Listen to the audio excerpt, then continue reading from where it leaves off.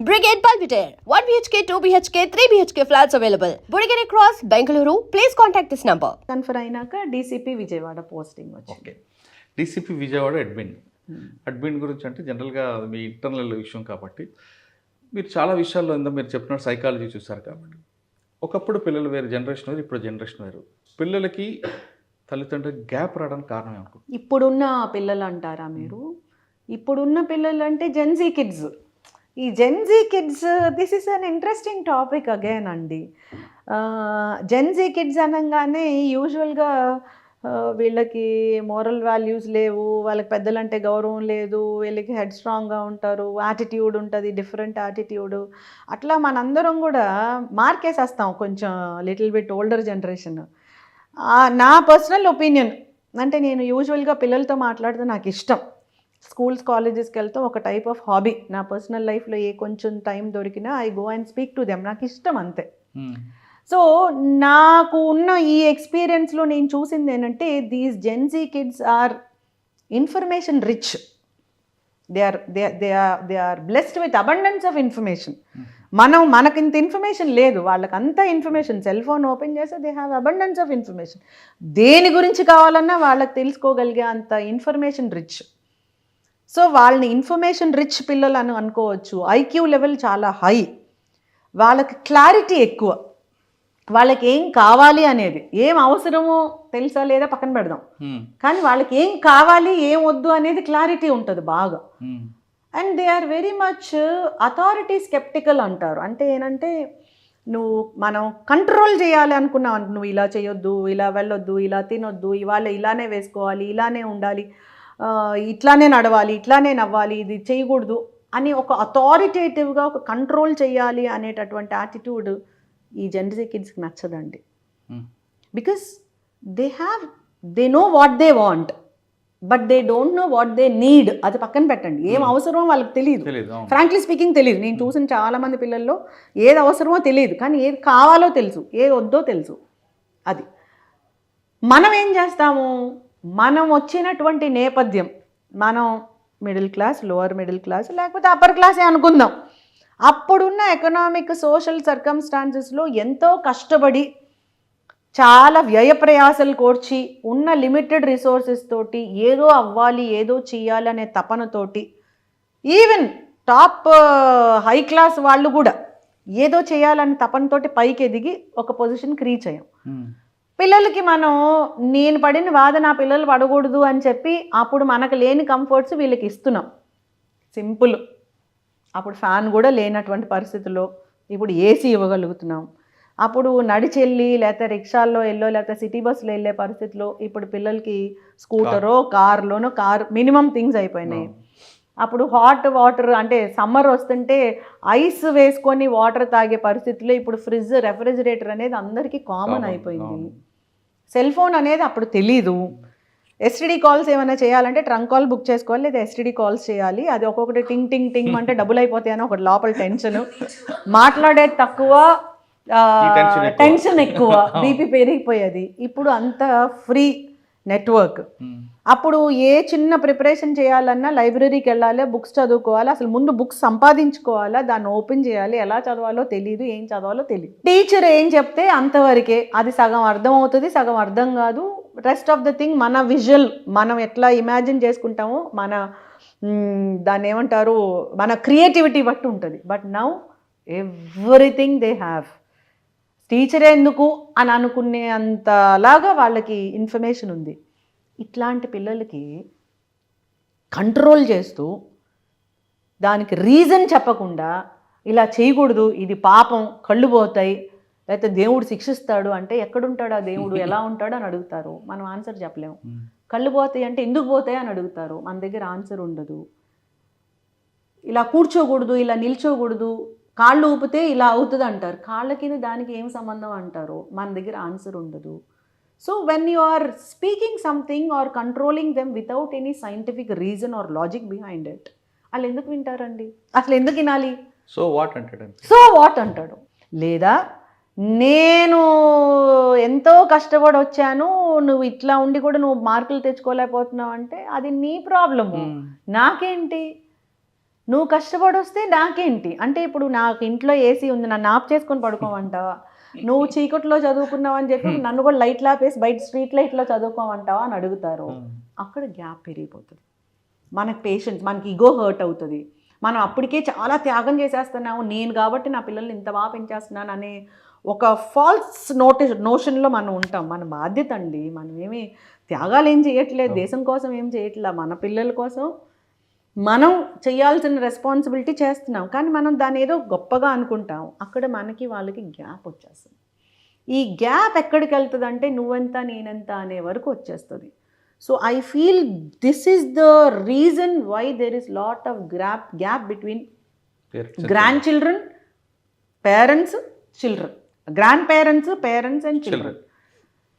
ఆ గ్రాండ్ చిల్డ్రన్కి గ్రాండ్ పేరెంట్స్కి మధ్య ఆ బాండింగ్, వీళ్ళకు కూడా సీరియళ్ళు, ఎంటర్టైన్మెంట్, వాళ్ళ ఓన్ థింగ్స్ పెద్దవాళ్ళకు కూడా అలవాటు అయిపోయింది. గ్యాప్ ఎట్లా, ఆ గ్యాప్ని ఎట్లా ఫిల్ చేయాలి? ఆ ఫిల్ చేయడానికి మనకి వాళ్ళని ఐక్యూ లెవెల్ రీచ్ అయ్యే అంత కెపాసిటీ మనకు లేదు. మనల్ని మనం అప్డేట్ చేసుకోవట్లా. నెంబర్ 1, వాడి సెల్ ఫోన్ ఆపరేట్ చేసినంత ఈజీగా మనం చేయలేం. Because we are not updating our self. వాళ్ళకి చెప్పగలిగే అంత లాజిక్ మనకు తెలియదు. We are not updating our self. అంత పేషెన్స్ మనకు లేదు. ఎందుకు? మనకి మనోన్ థింగ్సే చాలా బిజీ పెట్టేసుకుంటాం. దీనివల్ల ఇంకా గ్యాప్ పెరిగిపోతుంది. So problem is not with the Gen Z kids అండి, problem is because of this gap. అలా నేను పెద్దవాళ్ళని తప్పని నేను అనట్లేదు, నేను పెద్దదాన్ని, నాకు చిన్నపిల్లలు ఉన్నారు. ఆ గ్యాప్ని ఫిల్ చేయడానికి మనం కొంచెం అప్డేట్ చేయాలి, మనం కొంచెం ఓపికగా మెలగాలి, మనం కొంచెం తీరిక చేసుకోవాలి, మనం కొంచెం ఆ బ్రాడ్ మైండెడ్నెస్ తీసుకొని వాళ్ళని అర్థం చేసుకొని వాళ్ళతోటి ఫ్రెండ్లీగా ఉంటూనే, ఫ్రీడమ్ ఇస్తూనే, టోటల్గా వదిలేయకుండా బ్యాలెన్స్ చేసుకుంటూ వెళ్ళాలి. కానీ అంత టైం లేదు కదండి. అంత టైం లేదు, అక్కడే ప్రాబ్లం. టైం లేదు, నాకున్న ఆఫీస్ వర్క్, నాకు టెన్షన్ ఉంటుంది. పిల్లలు ఒకప్పుడు ఏడిస్తే మనకి ఇలాంటి వాళ్ళు మన జనరేషన్లో తినిపించేవారు, చందమామలు చెప్పేవారు. ఇప్పుడు సెల్ ఫోన్ ఇస్తున్నారు. సెల్ ఫోన్ ఇచ్చేస్తే ఏం పెడుతున్నారో తెలియదు, దాని టేస్ట్ ఏంటో తెలియదు, ఎంత తింటున్నారో తెలియదు, దానివల్ల ఒబేసిటీ వస్తుంది, దానివల్ల ప్రాబ్లమ్స్ కూడా వస్తుంది. మనకేంటంటే తొందరగా అయిపోవాలి. ఇక్కడే గ్యాప్ ఉంది అంటున్నాను. So we need to understand ఇప్పుడున్న సిట్యువేషన్, ఇప్పుడున్నటువంటి సర్కమ్స్టాన్సెస్లో పిల్లల నేచర్ ఇది, దానికి పరిష్కారం ఇది అని మనం తెలుసుకొని దానికి తగ్గట్టు ఓపిక చేసుకుంటేనే ఆ బాండింగ్ కరెక్ట్గా వెళ్తుంది. లేకపోతే ఈ గ్యాప్ ఇంకా పెరిగిపోయే ప్రమాదం ఉంది. గ్యాప్ పెరిగిపోతే హ్యూమన్ రిలేషన్స్ చెడిపోవడమే కాదండి, క్రైమ్ రేట్ పెరిగిపోతుంది, ఎకనామిక్ అఫెన్సెస్ పెరిగిపోతాయి, సెక్షువల్ అఫెన్సెస్ అగైన్స్ చిల్డ్రన్ పెరిగిపోతుంది, ఆన్లైన్ క్రైమ్ అగైన్స్ చిల్డ్రన్ పెరిగిపోతుంది. గ్యాప్ వల్ల పిల్లలు they are addicted to cell phones. ఆ సెల్ ఫోన్స్లో వాళ్ళు ఏం చూస్తున్నారో మనకు తెలియదు, వాళ్ళని ఎవరు మోసం చేస్తున్నారో మనకు తెలియదు. ఆన్లైన్ చైల్డ్ సెక్షువల్ అబ్యూస్ అనే దాని మీద నేను విమెన్ ప్రొటెక్షన్ సెల్లో ఉన్నప్పుడు I was a nodal officer. AP police నుంచి I was a nodal officer to deal with online child sexual abuse. అందులో online crimes, sexual crimes against children, ఆ nature చూస్తే చాలాసార్లు నేను చాలా డిస్టర్బ్ అయ్యాను. ఇంత క్రైమ్ పిల్లలు అంటే మన స్టేటా వేరే స్టేటా కాదండి, అది టోటల్గా crime scenario against children, sexual abuse against children total scenario చూస్తే ఇంత ఉందా అసలు దీంట్లో అని నేనే భయపడిపోయినటువంటి పరిస్థితులు కూడా ఉన్నాయి. Even ladies also committing sexual abuse against children అట్లాంటివి. సో ఈ గ్యాప్ వల్ల ఇన్ని ప్రమాదాలు వచ్చేటటువంటి పరిస్థితి ఉంది. డ్రగ్ అబ్యూస్ ఇంకోటి, అది ఇంకా చాలా తీవ్రమైన ప్రమాదం.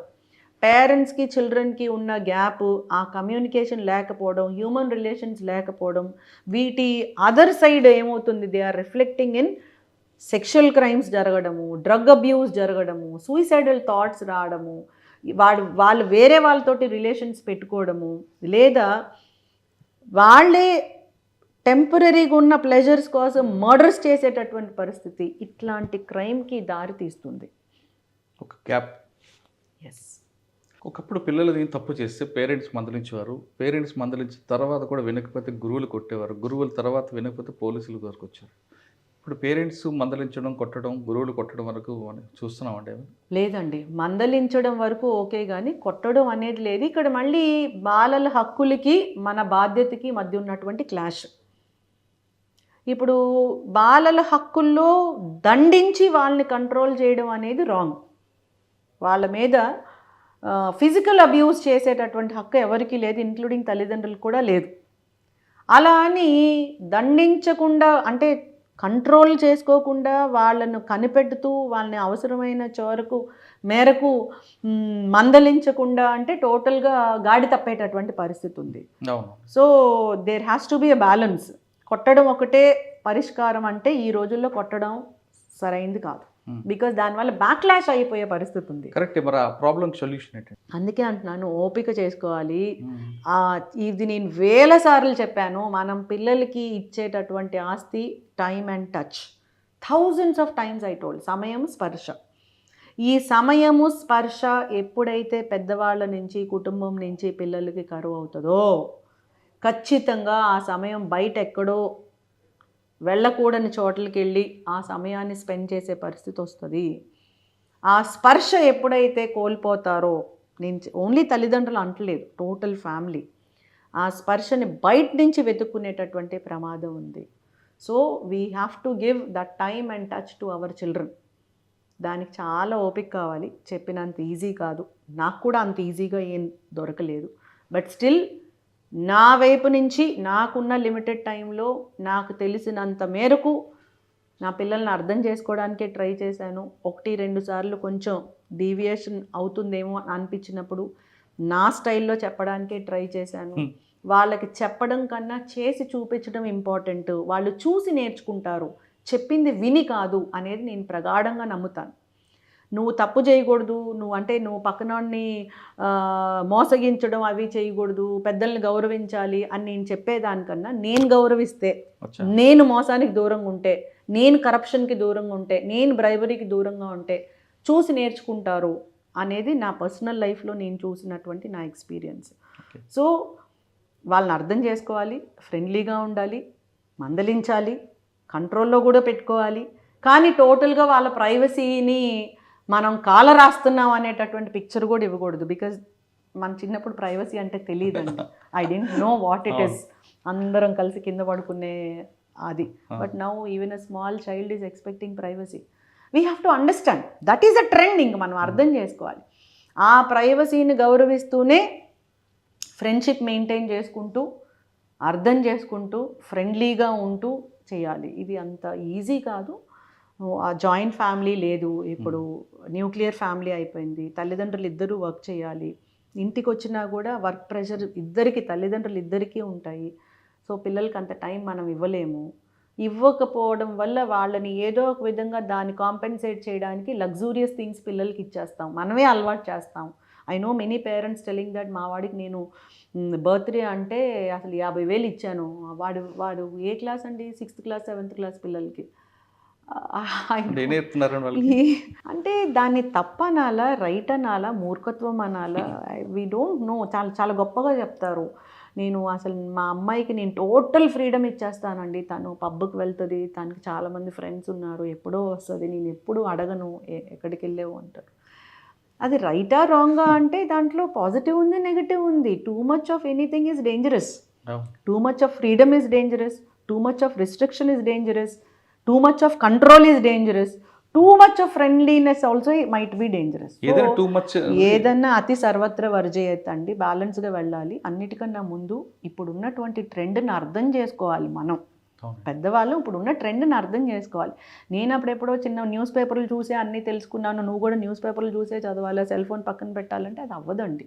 టెక్నాలజికల్గా అడ్వాన్స్ అవుతూనే వాళ్ళని కంట్రోల్ చేసుకోవడానికి మనకు ఫస్ట్ టెక్నికల్గా అంత నాలెడ్జ్ ఉండాలి. మనకి ఆ నాలెడ్జ్ మనం అప్డేట్ అవ్వాలి. అంటే క్రైమ్ అనగానే గతంలో మెన్ వరకే ఉంటుంది, ఇప్పుడు ఉమెన్ కూడా క్రైమ్ రకరకాలు చూస్తున్నాం. అవునండి. దాని కారణం ఏమనుకోవచ్చండి? అంటే మనం ఊహించలేని రకాల కనిపిస్తుంది. అవునవును. రీసెంట్గా నేను న్యూస్ చూసినప్పుడు చిన్న బిడ్డ 2 months బాబు బాగా ఏడుస్తున్నాడు, విసిగిస్తున్నాడు అని చెప్పి ఆ బాబుని నోట్లో క్లాత్ గ్యాగ్ చేసి కాలు కట్టేసి పొయ్యిలో పడేసింది న్యూస్లో చూశానండి, మన తెలుగు రాష్ట్రాల్లోనే. Just day before yesterday I have seen on news. హైదరాబాద్లో కూడా ఆమె ఇలోన్ అని చెప్పి ఇద్దరు పిల్లల్ని తీసుకెళ్లి ట్రైల్ అవునండి అవును. ఇవి అంటే మనం ఇట్లాంటి సెక్సువల్ రిలేషన్ లో కూడా మర్డర్ చేయడం, భర్తను కూడా చంపేస్తున్నారు రకరకాల. అంటే దీన్ని జనరలైజ్ మనం చేయకూడదు. 2-3 ఇన్స్టెన్సెస్ తీసుకొని సమాజం అంతా చెడిపోయిందని కూడా అనకూడదు. Multiple reasons. జనరేషన్ చేంజ్ అయిపోయింది. అంటే మనం ఇంతకు ముందు చెప్పిన పాప భీతి కానీ, ఆ విలువలు కానీ, అమ్మో ఇది అయితే తప్పు కదా, ఈ తప్పుకి ఏదో శిక్ష పడుతుంది కదా, దీన్ని నన్ను ఏదో నెగిటివ్గా చూస్తారు కదా, అట్లాంటివి ఏమి లేవు ఇప్పుడు. అంతా ఎవ్రీథింగ్ బికేమ్ ఓపెన్. ప్రతిదీ ప్లెజర్ ప్రిన్సిపల్ అయిపోయింది. హ్యాపీనెస్కి ప్లెజర్కి తేడా తెలీదు. ఆనందం వేరు, క్షణికానందం వేరు. క్షణికానందం ఎప్పుడు ప్రమాదానికే దారితీస్తుంది. ఆ టైంలో కిక్ ఉంటుంది, తర్వాత ఉంటుంది యాక్చువల్ ప్రాబ్లమ్. సో ఆ తారతమ్యం తెలుసుకోలేక so many mistakes, so many things. నిన్న కృష్ణానదిలో ఒక అమ్మాయి దూకేసింది, అంటే చనిపోయింది కూడా. తనకి రీజన్ ఏంటంటే షీ డిస్కార్డెడ్ హర్ హస్బెండ్. తర్వాత ఎవరో తనకన్నా యంగర్ ఏజ్లో ఉన్న వాళ్ళతోటి రిలేషన్స్ మెయింటైన్ చేసుకోవడం, దాంట్లో ఇంకా నెగటివ్ టైప్ ఆఫ్ లైఫ్ స్టైల్కి అలవాటు పడడం, టోటల్గా డ్రింక్ చేయడం, ఆ తర్వాత ఏం జరిగిందో ఆమెకే తెలియని మత్తులో నీళ్ళల్లో పడిపోవడం, ఇలాంటి నేపథ్యం. So there is change in circumstances, lot of information, lot of money, lot of pleasure principle, క్షణికానందాలు, వాల్యూస్ ఏం లేవు, పాపభీత అనేది కూడా లేదు. ఎవరి లైఫ్ వాడిది. ప్రైవసీ పేరుతోటి ఎవరు ఏం ఆలోచిస్తున్నారో తెలీదు, వాళ్ళ మైండ్లో ఏం మెదులుతుందో కూడా తెలీదు. So we have to give again importance to some sort of human relations అండి. మనిషికి మనిషి అవసరం అనేటటువంటి హ్యూమన్ రిలేషన్స్ కూడా కావాలి. బట్ ఫైనల్గా చెప్పండి, నెక్స్ట్ జనరేషన్ గుడ్ సిటిజన్గా అవ్వాలంటే ఏం చేయాలి? పేరెంట్స్ ఏం చేయాలి? సొసైటీ ఏం చేయాలి? పేరెంట్స్ ముందు పిల్లలు ఎలా గుడ్ సిటిజన్ అవ్వాలని మనం అనుకుంటున్నామో మనం అలా ఉండడానికి 100% ట్రై చేయాలి. Good parents. Yes, children will see and learn.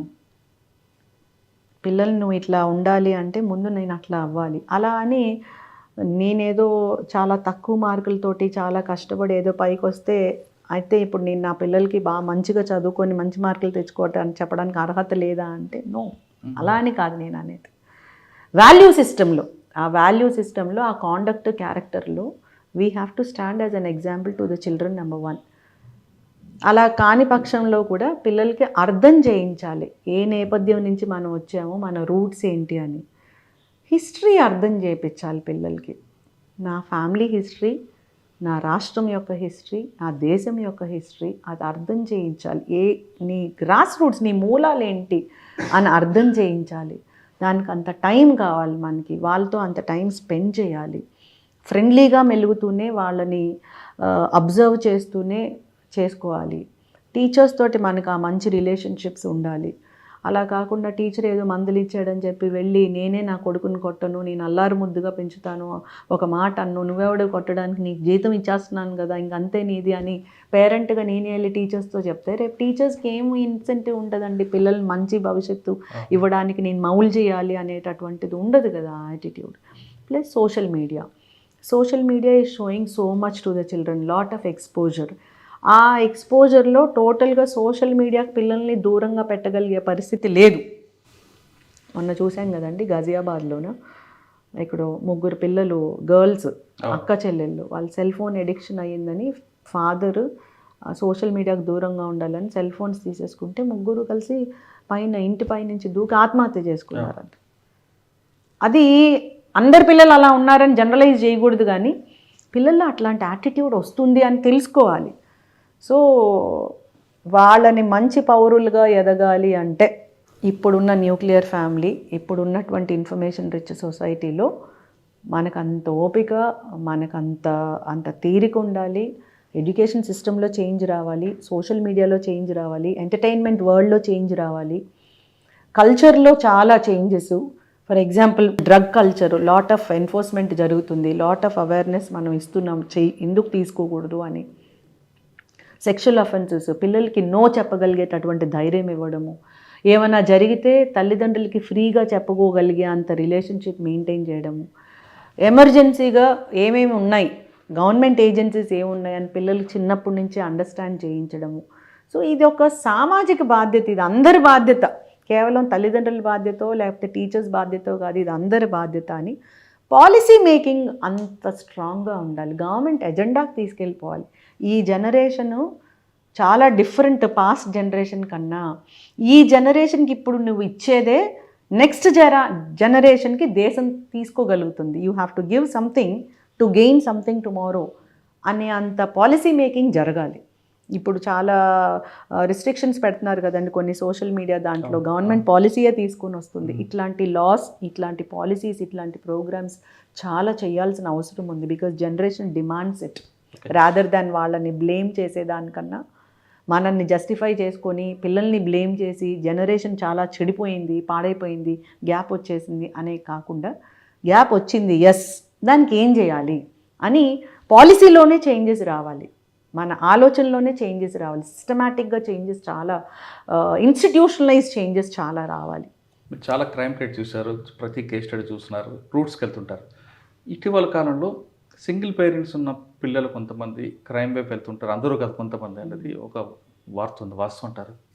చాలా చోట్ల అలా జరిగిందండి. కొన్ని మేము చూసినటువంటి క్రైమ్లో ఎస్పెషలీ చిల్డ్రన్, చట్టంతో విభేదించిన పిల్లలు అని మనం అనాలి, వాళ్ళ నేరస్తులు అంటాం కానీ అలా అనకూడదు. Child in conflict with law, అందులో చాలామంది పిల్లలు maximum 60 to 70% or more than that also orphans, semi orphan చిల్డ్రన్నే. బికాస్ తల్లి ఒక్కతే పాపం తను కష్టపడటం మీదే కాన్సన్ట్రేషన్, పిల్లడి కడుపు నింపడం లేక చదువు చెప్పించడం వరకే కాన్సన్ట్రేట్ చేయగలదు కానీ అంతకన్నా ఎక్కువ వాళ్ళ నుంచి మనం ఎక్స్పెక్ట్ చేయలేము. సో ఇలాంటి సందర్భాలు మీరు చెప్పిన క్వశ్చన్ అయితే కరెక్టేనండి. చైల్డ్ ఇన్ కాన్ఫ్లిక్ట్ విత్ లా చూసినప్పుడు చాలా వరకు సింగిల్ పేరెంట్ ఉన్న సిట్యుయేషన్ ఆ సందర్భంలోనే ఉన్నారు. మరి దానికి రెమెడీ ఉందంటారా? దానికి రెమెడీ అంటే ఇది government has to take up that, ఆ support mechanism, it is a policy making. కానీ దానికన్నా మనలోనే భర్తతో విభేదాలు కానీ భార్యతో విభేదాలు వచ్చినప్పుడు, ఇంట్లో పిల్లలు ఉన్నప్పుడు మనం సర్దుకొని పోతే బెటర్ కదా. సర్దుకొని పోవడం అంటే మళ్ళీ హక్కులు బాధ్యతలు మధ్య ఉన్నటువంటి క్లాష్. ఎస్, 100% కరెక్ట్ అండి. అది హక్కులకి బాధ్యతలకి మధ్య ఉన్నటువంటి క్లాష్. హక్కు అనగానే నీ ఇష్టం వచ్చింది చేయడం కాదు, నీ హక్కు వేరే వాళ్ళ బాధ్యత, వాళ్ళ హక్కు నీ బాధ్యత. It is a mutual give and take.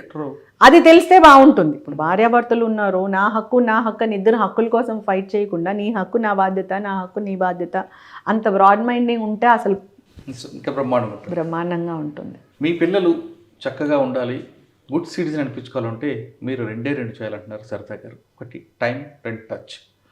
పిల్లలకి ఎక్కువ టైం ఇవ్వండి, వాళ్ళతో మాట్లాడండి, కూర్చోండి, వాళ్ళతో స్పర్శ ఇవ్వండి, ఖచ్చితంగా మీ పిల్లల్లో మార్పు వస్తుంది. ఒక భావితరాల్లో మంచి పిల్లలు రావాలంటే కేవలం తల్లిదండ్రులు కాదు, సొసైటీలో కూడా మార్పు రావాలి. ఇది మన సొసైటీ అన్నది చూపిస్తే ఖచ్చితంగా next generation the best generation అవుతారంటూ సరితా గారు చెప్తున్నారు. ఇది ఈ వారం సరితా మేడంతో ఎక్స్క్లూజివ్ ఇంటర్వ్యూ. వచ్చే వారం మరొక ఇష్టం మళ్ళీ కలుద్దాం. అంతగా నమస్తే. Thank you madam. Thank you sir. iDreams, this police diaries is something very, very valuable towards that. I must really appreciate Murali, your insights. iDreams founder and CEO Chinna Vasudev Reddy గారితోని Muralidhar crime stories చాలా famous అయిపోయినాయి. Gautam Savan garu and Sajjan sir. Good. Well done. I congratulate him for doing so well. And I congratulate him, his boss also. So well.